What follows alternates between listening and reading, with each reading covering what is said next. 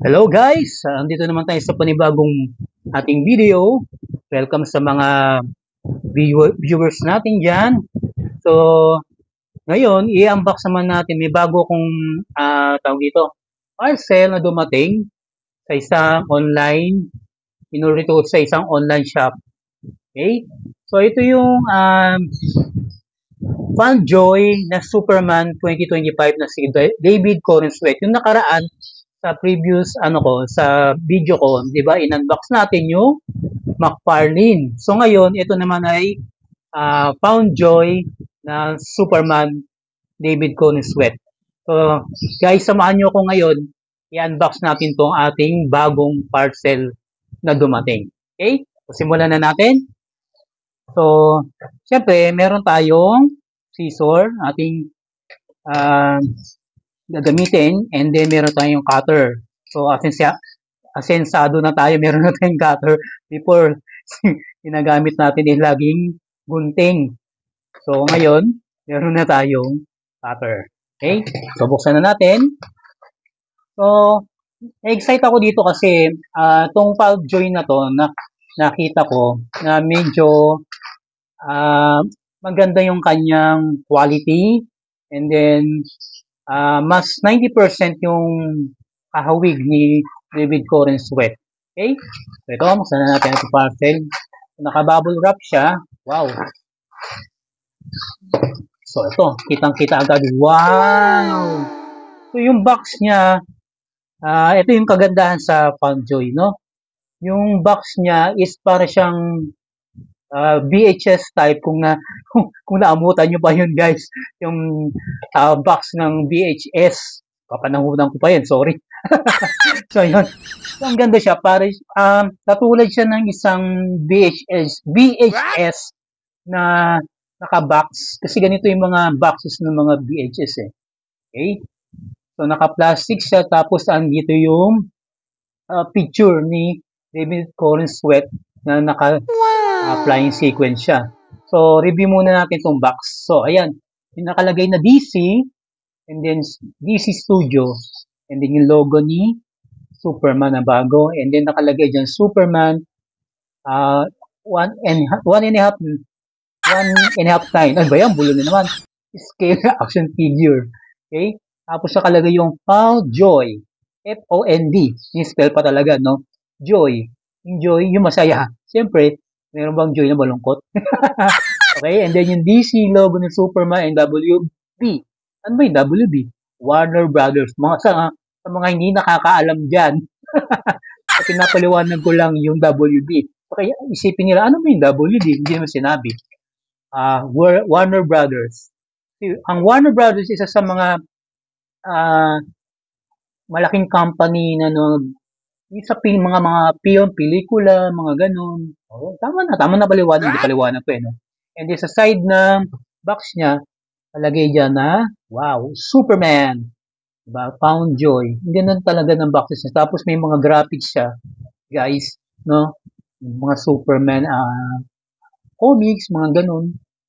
Yun lang. And sa likod naman niya, yan, kitang-kita natin, no? Yung action figure, and then yung action figure na nakapamewang siya. And then, yung accessories. And then, ayan. Kayo na lang magbasa kung kaya nyo basahin. Yung mga word na yan, basahin nyo na lang. Yan. Translate nyo na lang sa Google. And then, yung barcode. And then, QR code. So, itong QR code, minsan may mga hidden something dyan. So, kayo na mag-scan. O, ayan, scan nyo. Yan. And then, side naman niya, sa left side, same din. And then, sa bottom, sa ilalim, sa back, sa likod, yun. English, Tagalog, ayun. Wala naman nakalagay. And then, sa top niya, wala rin nakalagay. Okay? So, yan. So, yan yung box niyang, dito ako na-amaze talaga Amaze talaga ako dito sa ganda ng box nito. Diba? Kasi McFarlane, yung box niya, transparent siya, kita nyo action figure. Okay? So, buksan na natin. So, kakamayin ko na lang. Kamayin, no? Yan. Kasi ayoko mag-cutter, Yan. Tawagin ko na lang si cutter pag kailangan ko. Pag di ko na kaya. Ayan. Ang ganda rin ng plastic niya, no, naka-plastic siya. Tapos yung, ano niya, yung box niya, nag-reflect siya, di ba, ng blue. Oh, di ba, pwede sa gabi, reflectorize. And then, ito, may tawa pa. Tapos ito, buksan natin, tingnan natin yung box niya, yan. Tapos may magnet siya, guys. So, wow! Di ba? Oh, magnetic pa siya. Social. High-tech. Eh, yun. Tapos, tayo natin para kitang-kita natin pagbukas ng action figure. Makita natin agad yung ganda. Wow! Oh, bulala. Ang ganda, di ba? So, ito yung action figure. Yung dalawa ang crypto. Okay? Dalawa yung action figure na crypto and then si David Corenswet ng action figure Superman. Okay?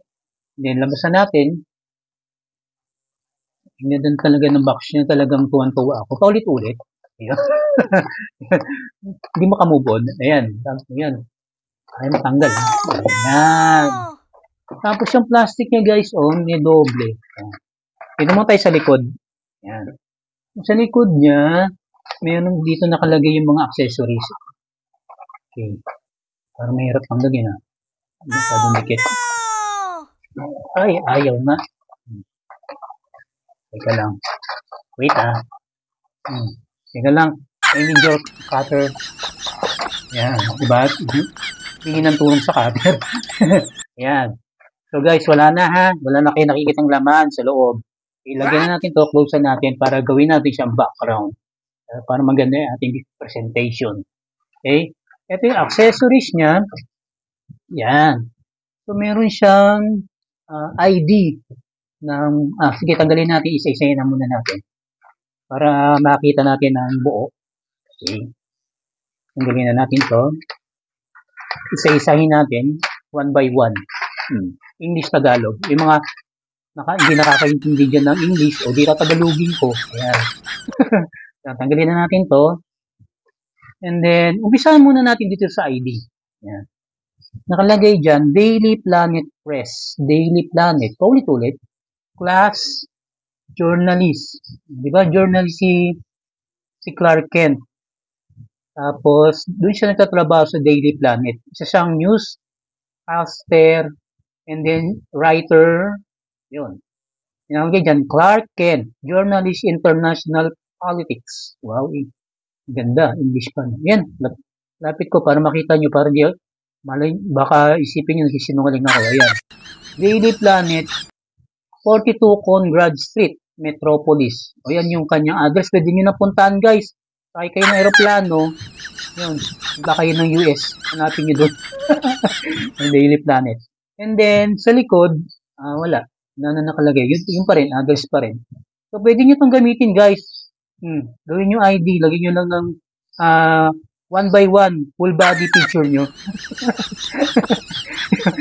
Gamitin ko nga to para makapunta ako doon. Okay? So, yung niya, yung plastic niya, yung tawag dito, yung ginamit na is malambot. Siyempre, palaminate mo na lang kung gusto mo. Okay, yan. Tapos, ito naman yung kanyang stand. So, ang galing yung stand. Baka mabali ko pa. Yan. Mamaya na. Mabali ko. Tapos, ito yung kanyang, ito pa rin stick stand niya. Ayan, bulo na naman. And then, ito yung kanyang stand. Ang ganda na yung pagkaka-embroid niya na S-logo, di ba? Ganda niya. So, lagay na natin.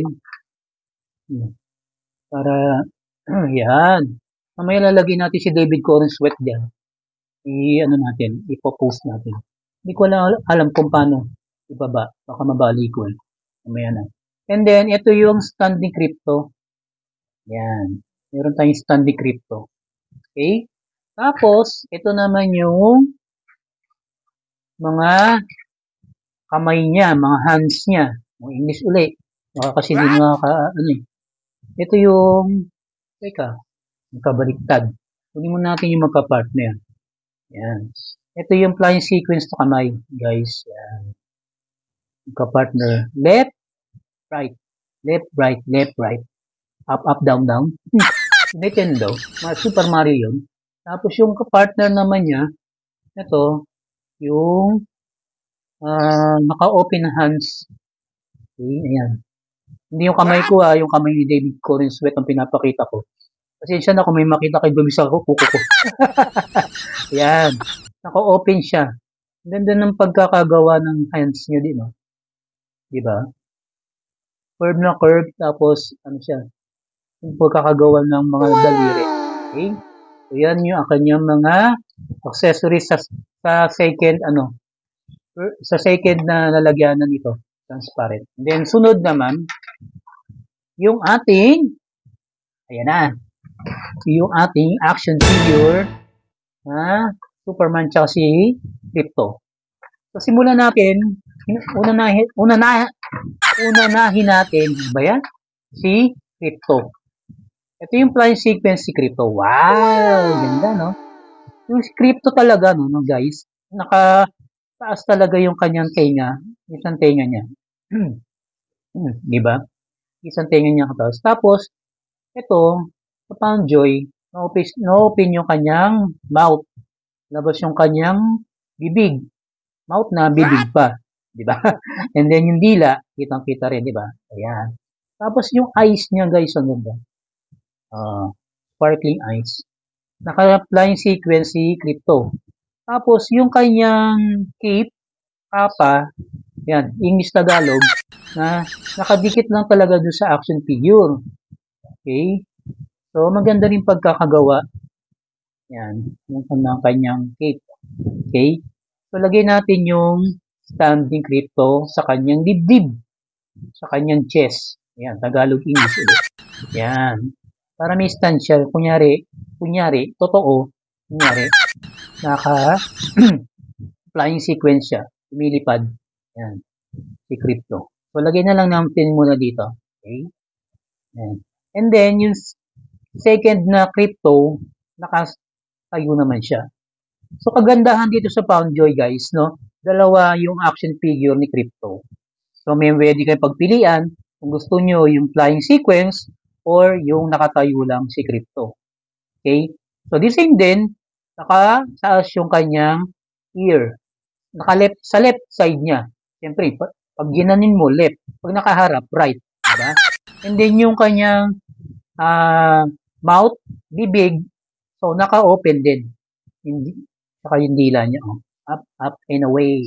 So, yung kanyang right na tenga, nakababa din. So, alam ko, naiikot to. Ayun, naiikot din yung kanyang leeg. 360 degrees. Ay, natanggal. 360 degrees din ang kaya niya. Yan. Yan. Naputol pa leeg ni Krypto. Yan. And then yung kanyang cape naman, sobrang pero parang na nakadikit. So, nakababa naman din yung kanyang cape. Hindi katulad ng isa, naka-flying siya. Lumilipad ng hangin kasi nga, lumilipad siya. Diba? Obvious naman, diba? So, yung isa naman, guys, hindi naikot yung leeg. Ayaw. May stand. Pero yung nakatayo lang siya, standing evasion. Pwede. Diba? O, yan. Guys. So, yan si Krypto. Tapos yung kanyang buntot, tsaka yung nakababa. Yung sa flying sequence, naka-as. Kasi nga, lumilipad nga siya. Ulit-ulit. Ayan. Hindi, pinagko-compare lang natin, guys. So, yun, di ba? So, yan. Baba na natin.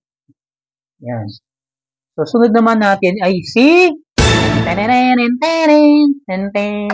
Superman. Wow! Piki pala. Yun. Yan. So, si Superman. Lagyan natin to dito.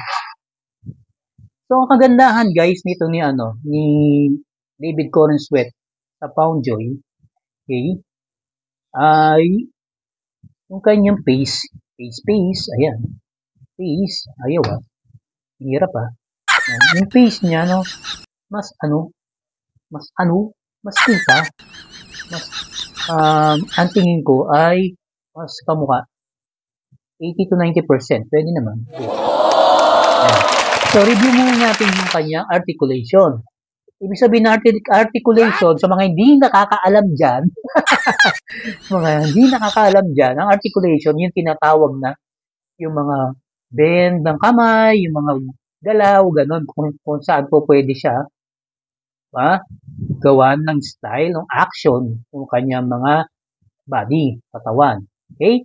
Simulan natin, baka sabihin nyo naman, yung mga bashers dyan. Okay? Hindi, pinapaliwanag ko lang guys. And then, yun. So, simulan natin sa head. So, kanyang head, scalp, no? Pwede siyang mag-left, right, up, down. Hindi, simulan natin. Up, up, down, down, left, right, tapos B-A, select, start. Okay? Magpe-fertilize kayo sa kontra. Yun. And then, so, pwede siyang kayuko, and then pwede siyang tumingala, pwede siyang tumingin sa kanyang kaliwa, sa kanan, bawal tumawid. So, pwede na tumawid. Siyempre, kailangan alerto ka pag tatawid ka. Itingin ka sa likod kanan kaliwa mo. Diba? Hindi pwede siya umikot, guys. Ay, hindi pala pwede. Yun, hanggang dito lang. Ay, hindi pwede pala. 360 degrees parang exorcist. Okay? And then, yung kanyang braso, ay wala siyang butterfly, okay? Hindi katulad niya, McFarlane meron siya. So, pwede siyang gumanyan, yung kabila. Di ba? And then, yung kanyang braso, umiikot din. Ba yan? And then, yung kanyang, elbow, braso, pwedeng gumanyan. May ikot siya, kabila. Ganun din. Yung kanyang kilikili. Kabila, pwede rin. Yan. Ikot naman siya, meron naman siyang bilog-bilog joint yun. Yan. Di ba? Ang lakas daw niya. I am Superman. What? And then yung braso niya naikot, guys. And then elbow. Yan. Kabila din. Elbow. Yung sa hands niya, umikot din. Yan. Yan. Mamaya papalitan natin. Ano ba yan? Papalitan natin yung kanyang hands. Subukan natin yung kanyang ibang accessories. Yan. Tapos yung kanyang chest, yan, nabibend siya. Bend, up. And then, pwede siyang umikot, tumingin sa kanan, yung kanyang chest, kaliwa. Okay? Ay! Patay! Umanananggal. Ano ba yan? Yun, sorry. Yun, pwede siyang ganyan lang. Hindi pala pwede matatanggal. Yun, hanggang doon. And then, yung kanyang legs na sobrahan sa lakas. Tapos nababanan. Hindi siya nababanan. Katulad ng ng McFarlane. And then, pwede siya mag-bend doon. Ingat lang tayo. Natanggal na yung kanina. And then, yung kanyang legs. Ayan, pwede. And then, pwede siyang i-bend ng ganon. Yan, i-bend natin pa ganon. Lumuhod ka. Yan. Yung mga mahilig lumuhod dyan. Ayan. Nakaluhod si Superman. Yan. And then, hindi siya pwedeng mag-alabandan ng konti. Hanggang dyan kaya lang yan. And then, yung kanyang paa, pwede up, down, yung pinaka-finger ng kanyang toe, ng paa, yan, magalaw. And then, yung kabila. Yan. Yan dyan lang. Kasi pag ganun, pataas, pababa. Pataas, mag-Bona Kid Preschool, 3 class, yung commercial pa, yun Yan, tapos yun, pwede natin siyang, tayo na natin siya. Yan. Tapos, i-review naman natin yung kanyang, tawag dito, face. Yung pagkakagawa ng kanyang mga costume, ganyan, etc. So, sa head muna tayo yun, guys. So, napansin ko guys, kulang siya sa kilay. Lalagyan ko siya ng kilay. Okay? Magaling kanyang head sculpt. Kay McFarlane, napapalitan yung kanyang face. Ito, normal lang. Isa lang. Okay? Tapos yung kanyang hair, ganda ng pagkaka-wave ng hair niya. Pagkakasuklay. Ang gamit ng suklay niya. Yung paganda yung pagkaka-brush. And then, sa left side, may kita naman yung cheekbone niya. Okay? Okay. Yung tenga niya, okay. May pagkakahawig siya sa isang artista. Walaan nyo guys. Tingnan nyo. Diba? May kamukha niya si Gestoni o si Richard Gutierrez. Diba? Binigyan ng idea. Yun. Tapos yung kanyang cape. So, ito yung napansin ko sa cape niya, guys. Yung dito, yung pagkakatahi niya. Ayan, yan. Ayan. Hindi masyadong okay. Okay? So, na-review ko rin. Nakita ko sa YouTube din. Yung mga ganito nga. Mga ni-review din nila. Medyo mega siya dyan. Negative. Yung feedback. Okay? And then, pero sa akin, okay na rin naman yung pagkakalagay. Yung yung cape niya, tela, same tela, saka mas wide yung kanyang cape. Okay? Yun nga lang, kitang-kita yung kanyang pagkakatahi. Okay? And then, yung pagka-embroider niya, yun yung tinatawag, embroider. And then, yung kagandahan niya, guys, yung kanyang S-logo is talagang printed sa loob ng kanyang tela. Okay? So, kasi si Backparlin talagang logo na pang S talaga eh. Okay? And then, yung kanyang wiring, may putol dito. Oh, no! Yan, pero dun sa isa-isa hindi naman. Okay? Yung pagkakaiba nila. And then, kagandahan din ito, yung kanyang S-logo, maganda rin pagkaka-embroider, maganda rin pagkakagawa. Detail din, tsaka yung kanyang costume, may mga detalyado din yung kanyang mga yung ng kanyang tawag dito, damit, costume niya. Okay? Perfect. Okay siya. Maganda yung the same sa movie. Okay? And then, yung kanyang belt, ganda rin pagkakagawa ng belt. And then, yung kanyang tawag dyan, underwear, the same sa movie. And then, sa kanyang tawag dito, bota, sa sapatos, no? Ganda rin, detail din kagaya katulad sa movie. And then, kagandahan din sa paa, detail din yung kanyang boots, no? Yun, no? Diba? Meron siyang tawag dito, design sa paa niya. Okay? And then, sa back naman niya, sa likod, yan, ang ganda ng pagkaka-detail din, guys. Yung likod. Yan. So, sa akin, masasabi ko, marirate ko dito, 90%. Sa akin lang yun, ha? Pero sa iba, bahala kayo. Kayo mag-rate kung gusto nyo. Pero sa akin, mas okay yung ganun. Yung ang pagkaka-rate ko doon. Okay? So, yun, sabi ko nga, palitan natin yung kanyang hands, mga kamay niya. Try natin yung ibang kamay. Yan. Kunin natin yung naka-open yung kamay niya. Yan. Yan. Okay. Kabila. Oh, no! Yan. So, tumutunog talaga siya pag kinakabit. So, yan.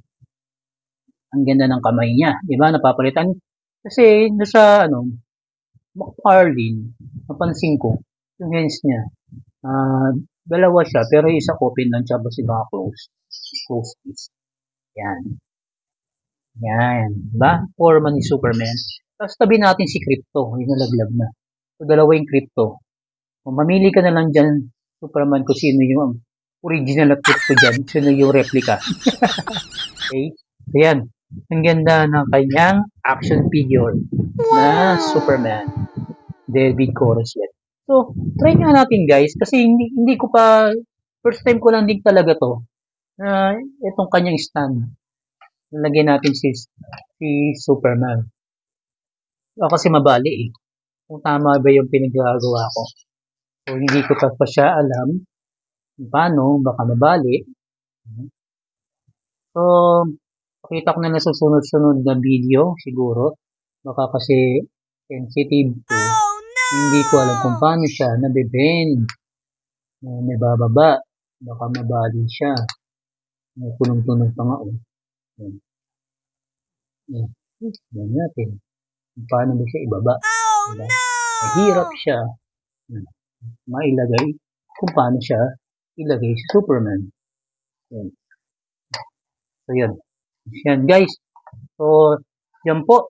So, pakita ko na lang din sa inyo guys kung si McFarlane, kung ano yung pagkakaiba nila. Pakita ko lang sa inyo. So, nandito sa tabi ko, si McFarlane David Corenswet. Ito, yung aking McFarlane na sabi natin si Crypto. Is ka dyan, Crypto? Ito yung McFarlane version. Yan. Diba? Panoorin nyo na lang guys yung pag-unbox ko kay McFarlane version na David Corenswet. Yan. So, the same height naman din sila guys. Okay, ayaw tumayo. Yan. Tumayo ka. Tumayo ka! Yan. Diba? So, yun yung sabi ko sa inyo guys. Si McFarlane, saka tingnan nyo na lang yung pagkakaiba ng comparison. So, magbibideo na lang ako guys ng isang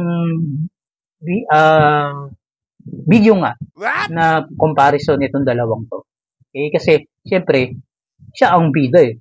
Siya ang in-unbox natin. Siya moment niya yun. Diba? Pangit naman na ipakita ko sa inyo yung moment niya. Extra siya. Diba? Okay? So, yan. Kitang-kita nyo, may electric fan, ninilipad yung kanyang cake. Okay? So, yan guys. Pati doon, ipapakita ko sa inyo comparison din ni Crypto, okay, na action figure. So, yan. So, guys, kung nag-enjoy kayo, nagustuhan nyo itong video ko, so don't forget to like, subscribe. Lalong-lalo na yung subscribe ha, guys, please. Sa mga tatuwa sa aking video, saka gustong sumubaybay, to follow ang buhay ko. Huwag naman buhay ko. Siyempre yung mga unboxing natin, yung mga ganitong video natin, don't forget to subscribe and then click the notification bell para ma-notify kayo guys pag may mga bago akong videos, mapanood nyo agad. Diba? Ma-notify kayo sa cellphone nyo, click, gaganon, tutunog siya para ma-alert kayo na may bago akong video. Okay? So, don't forget to subscribe. Yung mga non-subscriber dyan, yung mga natutuwa dyan sa mga video ko, so please naman, so subscribe po tayo. Kasi isang bagay po na makakatulong po sa atin para magtuloy-tuloy po ang ating video, maibigay ko po sa inyo yung mga gusto nyo makita. Kung bibili kayo ng isang bagay, isang action figure, i-review nyo muna para makita nyo po kung ano yung review natin, kung maganda po siya o hindi. Okay? So, maraming salamat po sa inyo. Take care always. Ingat po lagi. Bye. Thanks guys.